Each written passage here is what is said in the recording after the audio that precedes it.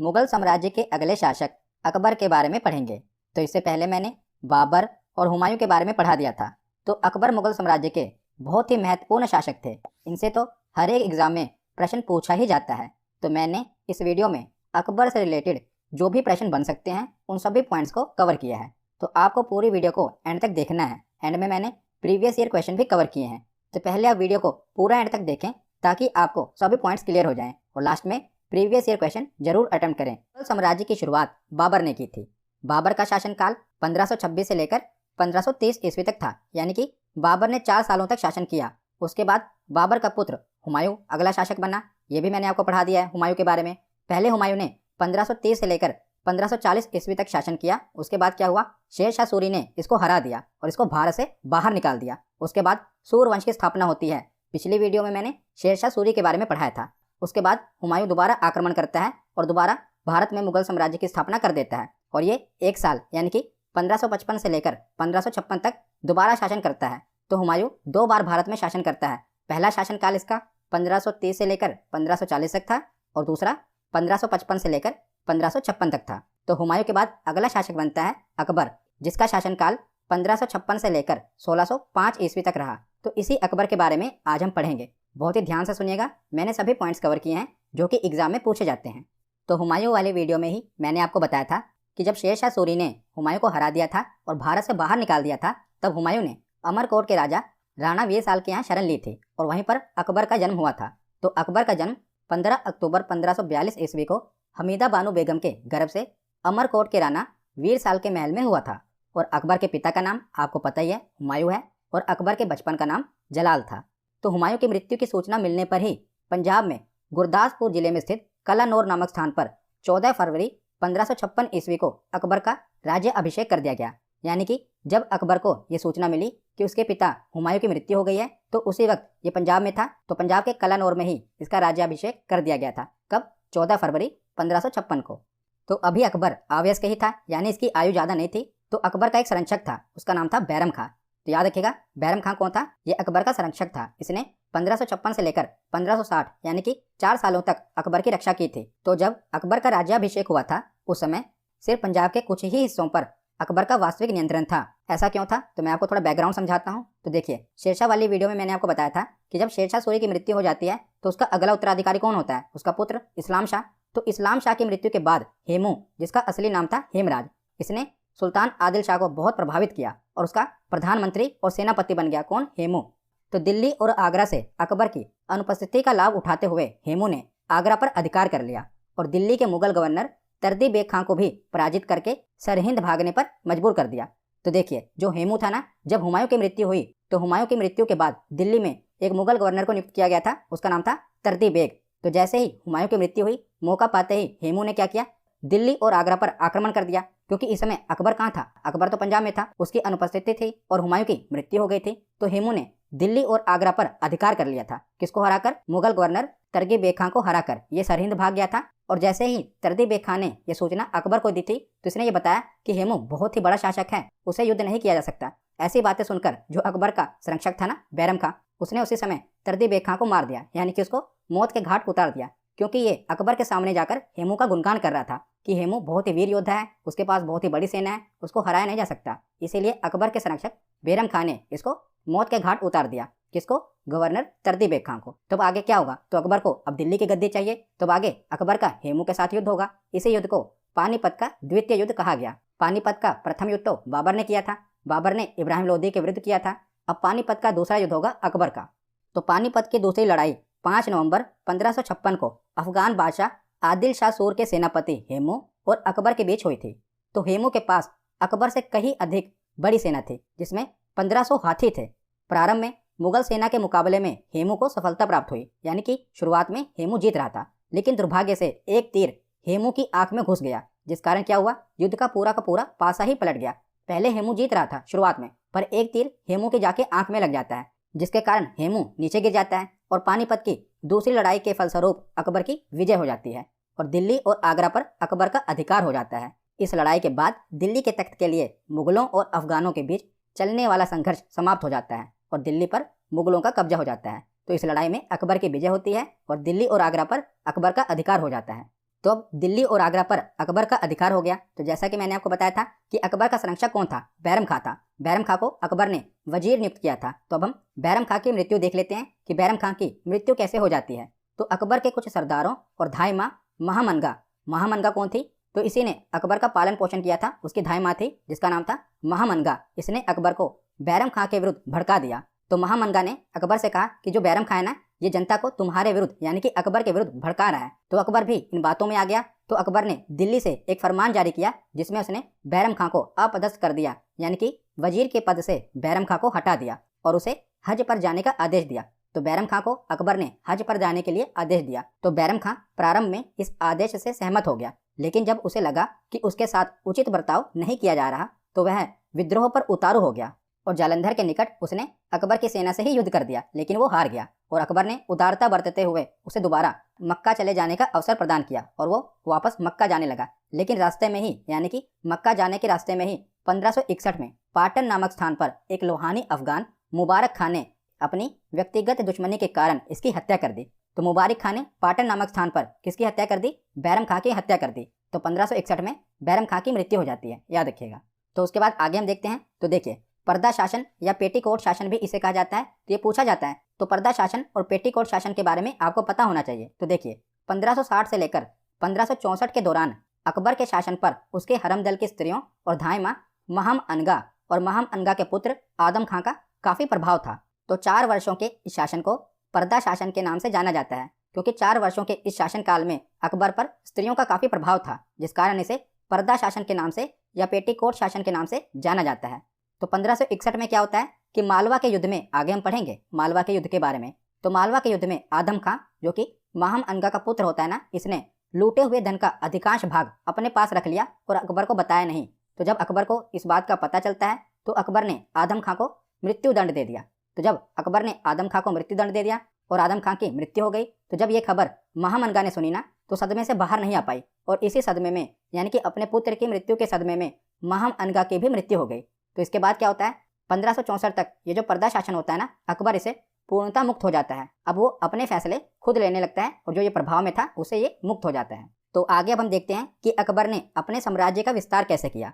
तो मालवा के विरुद्ध अभियान से लेकर असीरगढ़, जो कि अकबर का आखिरी अभियान था, तो मालवा के विरुद्ध अभियान से लेकर असीरगढ़ के पतन तक 4 दशकों के दौरान अकबर की भूमिका एक महान विजेता तथा साम्राज्य निर्माता की थी।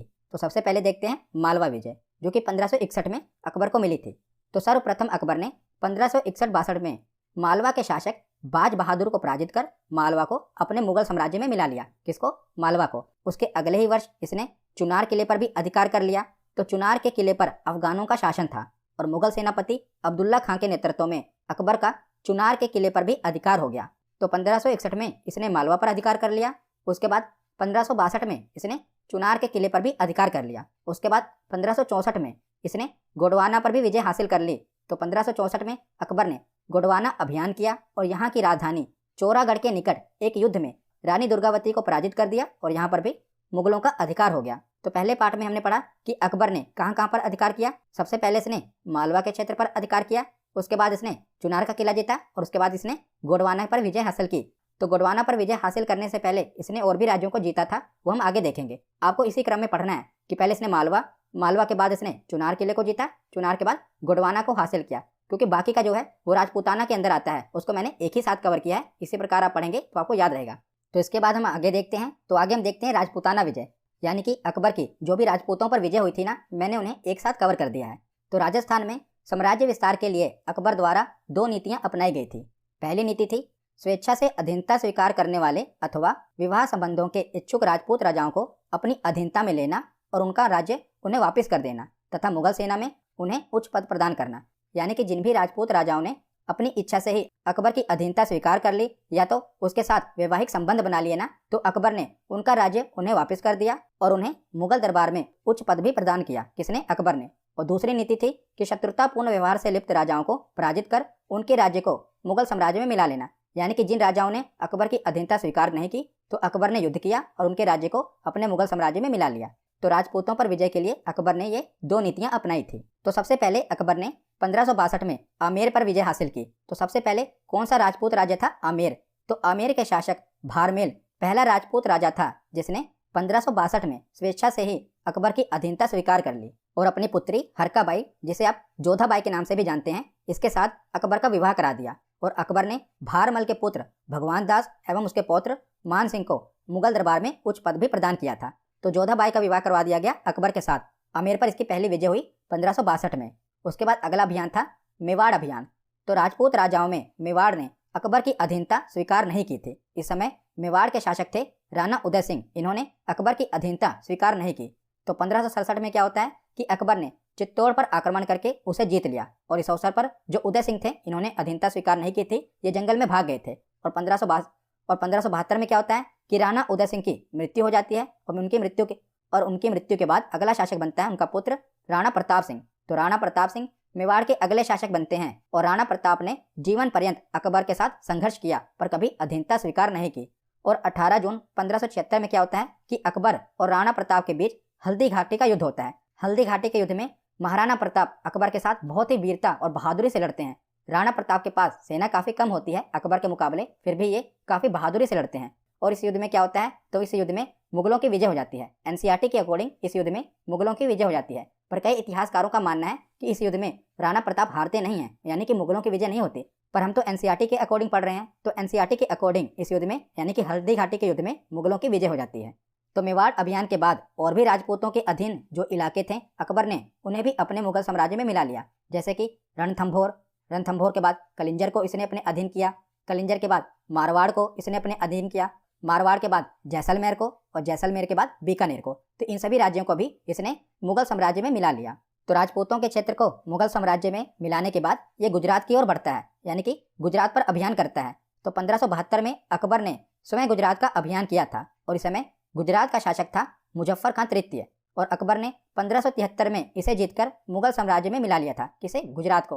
और यहीं पर यानी कि गुजरात में ही अकबर ने पहली बार समुद्र देखा था। याद रखिएगा, यहीं पर इसने पहली बार समुद्र देखा था। तो गुजरात अभियान के बाद ये बिहार और बंगाल की ओर बढ़ता है और उसे भी मुगल साम्राज्य में मिला लेता है। तो 1574 से 76 के दौरान अकबर का बिहार और बंगाल पर भी अधिकार हो जाता है। तो आप देख रहे हैं कि कैसे ये पूरे साम्राज्य का अपना विस्तार कर रहा है। उसके बाद ये पश्चिमोत्तर राज्यों पर भी अभियान करता है, जैसे कि काबुल, कश्मीर, सिंध, बलूचिस्तान और कंधार। इन्हें भी ये अपने मुगल साम्राज्य में मिला लेता है। तो उत्तर में तो इसने अपने साम्राज्य का विस्तार कर लिया। अब ये दक्षिण की ओर बढ़ता है और अकबर पहला मुगल शासक होता है जिसने दक्षिण भारत पर अभियान किया। 1591 में अकबर ने सबसे पहले खान देश पर आक्रमण किया और यहाँ के शासक अली खान ने स्वेच्छा से ही इसकी अधीनता स्वीकार कर ली।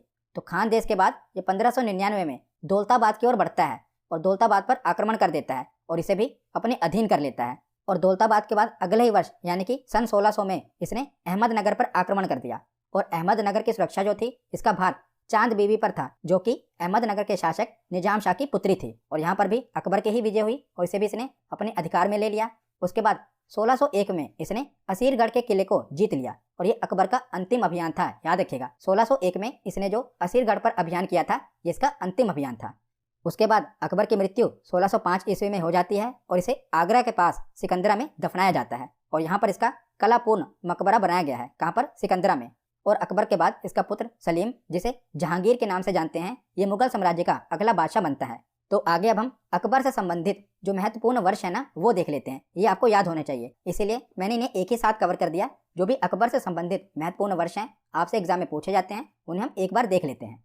तो सबसे पहले तो है 1542, क्योंकि अकबर का जन्म 1542 ईस्वी में हुआ था। उसके बाद है 1556, क्योंकि अकबर का राज्याभिषेक 1556 में हुआ था। और 1560 में क्या होता है कि जो अकबर का संरक्षक होता है ना, बैरम खां, इसे ये अपदस्थ कर देता है, यानी कि अब इसे ये दूर हो जाता है।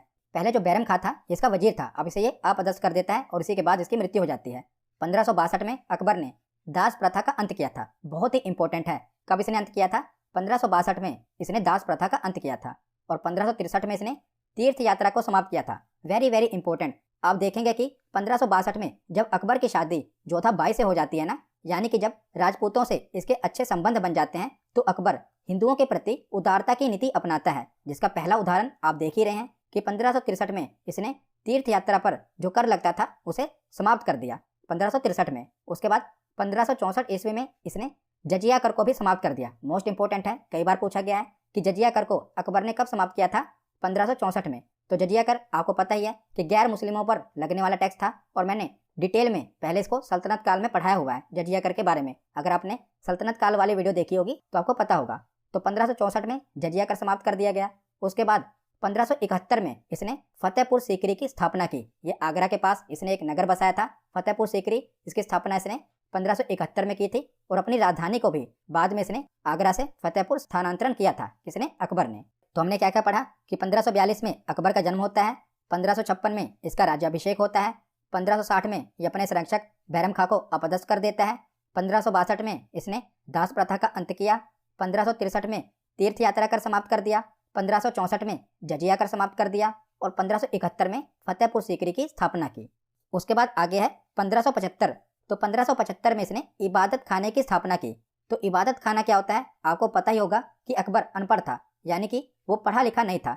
तो अकबर की धार्मिक चीज़ों का ज्ञान लेने में काफ़ी रुचि थी। तो अकबर ने एक इबादत खाने का निर्माण करवाया था। इबादत खाना एक ऐसा भवन था जिसमें इस्लाम धर्म के विभिन्न गुरु आते थे और आपस में डिबेट करते थे, यानी कि वाद विवाद करते थे, जिससे अकबर की इस्लाम धर्म के बारे में जो जानकारी थी, जिससे अकबर को इस्लाम धर्म के बारे में जानकारी मिलती थी। तो इबादत खाना एक ऐसा भवन था जिसमें विभिन्न मुस्लिम धर्मगुरु आते थे और धार्मिक विषयों पर डिबेट करते थे, जिससे अकबर को धार्मिक विषयों के बारे में जानकारी मिलती थी। तो 1575 में इसने केवल मुस्लिम धर्मगुरुओं के लिए ही इबादत खाने की स्थापना की थी, पर बाद में 1578 में इबादत खाने में सभी धर्मों के लिए प्रवेश की इसने अनुमति दे दी, यानी कि अब जो भी बाकी के धर्म थे उनके धर्म गुरुओं को भी इबादत खाने में आने की इसने अनुमति दे दी। 1575 में केवल मुस्लिम धर्म गुरुओं की ही अनुमति थी। उसके बाद है 1579, इसमें इसने मजहर की घोषणा की। बहुत ही इंपॉर्टेंट है। तो मजहर क्या होता है मैं आपको बताता हूँ। तो देखिए, तो 1578 में अकबर ने क्या किया था कि इबादत खाने को सभी धर्मों के लिए खोल दिया था। तो सभी धर्मों के गुरु आते थे और किसी भी धार्मिक विषय पर जब डिबेट करते थे तो जाहिर सी बात है सभी धर्म गुरु अपने ही धर्म को ऊंचा बताएंगे। तो अकबर कंफ्यूज हो जाता था कि मैं किस धर्म गुरु की बात को सही मानूं। तो अकबर ने मजहर की घोषणा की। मजहर का मतलब है ये एक प्रकार का कानून है कि अब राजा को ये अधिकार मिल गया, जब भी धार्मिक मामले में किसी भी बिंदु पर पेंच फंसेगा तो राजा का ही फैसला आखिरी माना जाएगा। यानी कि जब भी धर्मगुरु कोई भी डिबेट करेंगे, कहीं पर भी कंक्लूजन नहीं निकलेगा तो राजा का ही फैसला आखिरी फैसला माना जाएगा। तो इसने 1579 में मजहर की घोषणा की थी, याद रखिएगा। उसके बाद आगे है 1580। तो 1580 में दहसाल बंदोबस्त, याद रखिएगा। दहसाल बंदोबस्त बहुत ही इंपॉर्टेंट है। तो इसके दरबार में यानी कि अकबर के दरबार में आगे हम अकबर के नवरत्न के बारे में पढ़ेंगे अभी। तो अकबर के नवरत्नों में से एक था टोडरमल। तो टोडरमल ने ही ये व्यवस्था लागू की थी, दहसाल बंदोबस्त, क्योंकि भूमि सुधार का काम टोडरमल के पास था। तो टोडरमल ने ये दहसाल बंदोबस्त लेकर आया था, जिसमें क्या होता था कि किसान के पिछले 10 सालों की उपज का औसत निकालकर उसका 1/3 लगान किसान को देना पड़ता था।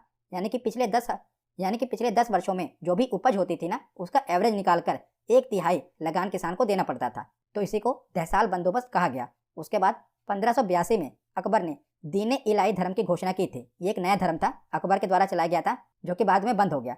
दीन इलाही की घोषणा किसने की थी? अकबर ने की थी 1582 में। तो दीन इलाही धर्म के बाद अगले ही वर्ष 1583 में इसने एक नए कैलेंडर की शुरुआत की थी, जिसका नाम था इलाही संवत, याद रखिएगा। उसके बाद 1601, तो मैंने आपको बताया था कि 1601 में इसने अपना अंतिम अभियान किया था असीरगढ़ में। उसके बाद है 1605, जब अकबर की मृत्यु हो जाती है। तो ये महत्वपूर्ण वर्ष हैं जो कि डायरेक्ट एग्जाम में पूछे जाते हैं, इसीलिए मैंने इन्हें एक साथ कवर कर दिया। तो 1575 में इबादत खाने की स्थापना हुई। उसके 3 वर्ष बाद 1578 में इबादत खाने को सभी धर्मों के लिए खोल दिया गया। अब सभी धर्मों के लिए खोल दिया गया तो सभी धर्मों के अलग अलग पॉइंट होंगे। तो 1579 में मजहर की घोषणा की, यानी कि राजा का फैसला ही आखिरी फैसला माना जाएगा।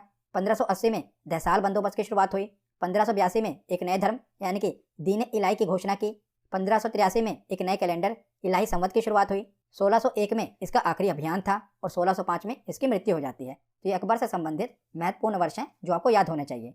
तो आगे अब हम अकबर से संबंधित महत्वपूर्ण तथ्य देख लेते हैं, जो कि एग्जाम में डायरेक्ट 1 लाइनर क्वेश्चन पूछ लिया जाता है।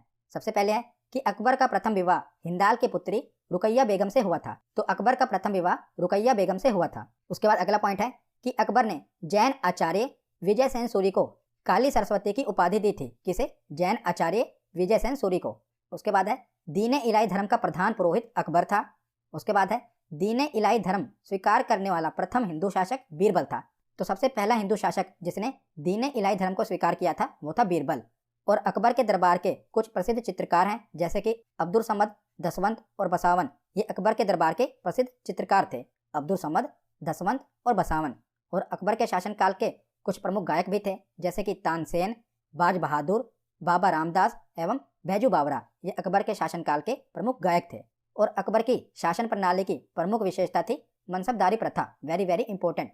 इसमें अकबर ने अधिकारियों की एक रैंक बनाई थी कि किस अधिकारी के अंदर कितने सैनिक आएंगे, तो एक रैंक बनाई थी जिसे मनसबदारी प्रथा कहा गया। और अकबर के समकालीन प्रसिद्ध सूफी संत थे शेख सलीम चिश्ती। ये इसके समय के एक प्रसिद्ध सूफी संत थे। कौन? शेख सलीम चिश्ती। और फैजी अकबर के दरबार में राजकवि के पद पर आसीन थे। तो अकबर के राजकवि कौन थे? फैजी। उसके बाद है कि यूसुफ जाइयों के विद्रोह को दबाने के दौरान बीरबल की हत्या हो गई थी। तो बीरबल की हत्या हो गई थी यूसुफ जाइयों के विद्रोह को दबाने के दौरान। और गुजरात विजय के बाद अकबर ने बुलंद दरवाजे का निर्माण करवाया था। ये तो कई बार एग्जाम में पूछा गया है कि बुलंद दरवाजे का निर्माण अकबर ने कब करवाया था। तो गुजरात से विजय मिलने के बाद अकबर ने स्मारक के रूप में बुलंद दरवाजे का निर्माण करवाया था। और अकबर अक्सर नगाड़ा वाद्य यंत्र बजाता था। तो अकबर अक्सर नगाड़ा बजाया करता था। और अकबर की इच्छा अनुसार अब्दुल कादिर बदायूनी ने रामायण का फारसी भाषा में अनुवाद किया था। और अबुल फजल ने अकबरनामा की रचना की थी। तो ये अकबर के शासनकाल से संबंधित कुछ महत्वपूर्ण तथ्य हैं, ये भी आपको याद होने चाहिए। उसके बाद आगे हम अकबर के नवरत्न देख लेते हैं। ये भी एग्जाम में पूछे जाते हैं, तो एक बार हम इनको पढ़ लेते हैं। उसके बाद हर एक नवरत्न से जो भी एग्जाम में प्रश्न पूछे गए हैं वो देख लेते हैं। तो कौन कौन से अकबर के नवरत्न थे? तो पहले हैं बीरबल, दूसरे हैं अबुल फजल, तीसरे तानसेन, चौथे फैजी, पांचवें टोडरमल, छवें मानसिंह, सातवें मुल्ला दो प्याजा, आठवें हकीम हुक्काम और नौवें अब्दुल रहीम खाने खाना। तो ये अकबर के नवरत्न थे, आपको इनके नाम याद होने चाहिए। पूछ लिया जाता है कि निम्नलिखित में से बताइए कौन सा अकबर का नवरत्न नहीं है, तो आपको ये 9 के 9 नाम याद होने चाहिए। एक बार आप पढ़ लेंगे, आसान है, आपको याद हो जाएगा। तो सबसे पहले हम देखते हैं बीरबल के बारे में कि बीरबल के बारे में आपको क्या पता होना चाहिए। तो बीरबल के बचपन का नाम था महेश दास और इन्हें अकबर ने कवि राज की उपाधि दी थी। और दीन इलाही धर्म अपनाने वाले ये एकमात्र हिंदू थे। कौन? बीरबल। और यूसुफ जाई कबीले से लड़ते समय इनकी मृत्यु हो गई थी बीरबल की। तो बीरबल के बारे में आपको ये पॉइंट याद होने चाहिए। उसके बाद है अबुल फजल। तो अबुल फजल कौन थे? तो ये इतिहास, दर्शन और साहित्य के विद्वान थे, इसीलिए अकबर ने इन्हें अपने 9 रत्नों में शामिल किया था। तो अकबरनामा और आईने अकबरी की रचना भी किसने की थी? अबुल फजल ने की थी। ये तो एग्जाम में बहुत बार रिपीट हुआ है कि अकबरनामा और आईने अकबरी की रचना किसने की थी? तो अबुल फजल ने ही अकबरनामा की रचना की थी। उसके बाद अगले नवरत्न हैं तानसेन। तो तानसेन आपको पता ही है, ये संगीतज्ञ थे। तो इनका मूल नाम था रामतनु पांडे, इनका मूल नाम था। और इनके गुरु कौन थे? तो तानसेन के गुरु थे हरिदास। और तानसेन को अकबर ने कंठाभरण वाणी विलास की उपाधि दी थी। कौन सी उपाधि? कंठाभरण वाणी विलास। उसके बाद अगले नवरत्न है अब्दुल रहीम खान खाना। तो ये बैरम खान के पुत्र थे। बैरम खान आपको पता ही है ना, ये अकबर के संरक्षक थे। तो उन्हीं के पुत्र थे अब्दुल रहीम खान खाना। इन्हें अकबर ने अपने 9 रत्नों में शामिल किया था। ये कवि और साहित्यकार थे और गुजरात विजय के बाद ही इन्हें खान खाना की उपाधि दी थी अकबर ने। उसके बाद आगे देखते हैं तो मानसिंह। तो राजा भारमल के पुत्र और भगवान दास के पुत्र मानसिंह को अकबर ने अपने 9 रत्नों में शामिल किया था, क्योंकि ये बहुत ही बहादुर सेना नायक थे। कौन? मानसिंह। उसके बाद है टोडरमल। तो अकबर के दरबार में ये दीवान के पद पर थे। भूमि सुधार से संबंधित जो भी कार्य थे और लगान लेने से संबंधित जो भी कार्य थे, ये कौन करते थे? टोडरमल। इसीलिए ये दहसाल बंदोबस्त लेकर आए थे। मैंने आपको दहसाल बंदोबस्त के बारे में पढ़ाया था ना। तो भूमि सुधारक और लगान से संबंधित जो भी कार्य थे ये टोडरमल के अंदर आते थे। और अकबर के दरबार में ये दीवान के पद पर थे और इन्हें भी 9 रत्न में शामिल किया गया था। उसके बाद है राजा फैजी। तो अब्दुल फजल के ये बड़े भाई थे। कौन? राजा फैजी। और अकबर ने राजकवि का दर्जा दिया था राजा फैजी को, क्योंकि इन्होंने कई ग्रंथों को फारसी में अनुवाद किया था राजा फैजी ने। उसके बाद है हकीम हुक्काम। तो हकीम हुक्काम अकबर के विश्वास पात्र मित्र थे, क्योंकि ये रसोई घर के प्रबंधक थे। यानी कि अकबर जो भी खाना खाते थे ना, वो हकीम हुक्काम के अंदर ही बनता था। हकीम हुक्काम कहते हैं पहले उसे चखते थे, उसके बाद ही अकबर उसे खाते थे। तो रसोई घर का प्रबंधक कौन था? हकीम हुक्काम। उसके बाद अगले नवरत्न है मुल्ला दो प्याजा। तो मुल्ला दो प्याजा अरब के रहने वाले थे और ये काफ़ी बुद्धिमान और तार्किक व्यक्ति थे। तो अकबर ने इन्हें भी अपने 9 रत्नों में शामिल किया था। तो इन 9 रत्नों के नाम आपको याद होने चाहिए।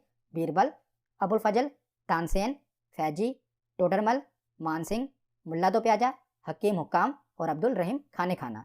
उसके बाद लास्ट में हम अकबर के द्वारा जो महत्वपूर्ण निर्माण कार्य किए गए थे वो भी देख लेते हैं। ये भी एग्जाम में पूछ लिया जाता है। जैसे कि आगरा का लाल किला किसने बनवाया था? तो आगरा का लाल किला याद रखिएगा अकबर ने बनवाया था। उसके बाद लाहौर का किला और इलाहाबाद का किला भी अकबर ने ही बनवाया था। हुमायूं का मकबरा जो कि दिल्ली में है, इसका निर्माण भी अकबर ने करवाया था। बुलंद दरवाजा मैंने आपको बताया था कि गुजरात विजय के पश्चात बुलंद दरवाजे का निर्माण भी कहाँ पर? आगरा में। उसके बाद है जोधाबाई का महल, इसका निर्माण भी अकबर ने आगरा में करवाया था। तो पंचमहल का निर्माण भी अकबर ने फतेहपुर सीकरी में करवाया था। तो फतेहपुर सीकरी भी आगरा के नज़दीकी एक नगर है जिसका निर्माण अकबर ने करवाया था। तो ये अकबर के द्वारा करवाए गए कुछ महत्वपूर्ण निर्माण कार्य थे। तो यहाँ पर हमारा थ्योरी सेक्शन कंप्लीट होता है। अब हम प्रीवियस ईयर क्वेश्चन देखते हैं।